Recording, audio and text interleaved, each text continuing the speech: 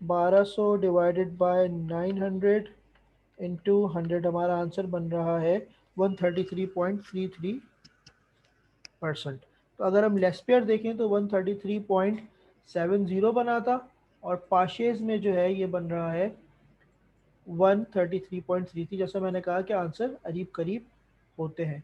इसी तरह अगर हम इसी को, इन दोनों चीज़ों को उठाकर इस फॉर्मूले में पुट कर दें, यानी हम फिशर्स का आइडियल इंडेक्स निकाल लें, यानी ये वाली चीज़ 1030.770 ये इधर आ जाएगी, और 1200 डिवाइड बाई 900 ये इधर आ जाएगा, और इसके बाद रूट लेकर हम उसको 100 से मल्टीप्लाई कर दें तो हमें जो है वो फिशर का मिल जाएगा। देखो इस तरह मैंने यहाँ पे इसको किया है, ये रूट के अंदर हमने ले लिया 1.33 1.3 तकरीबन 1.76 आ गया। 1.76 का हमने ले लिया रूट, 1.76 का अगर हमने रूट ले लिया,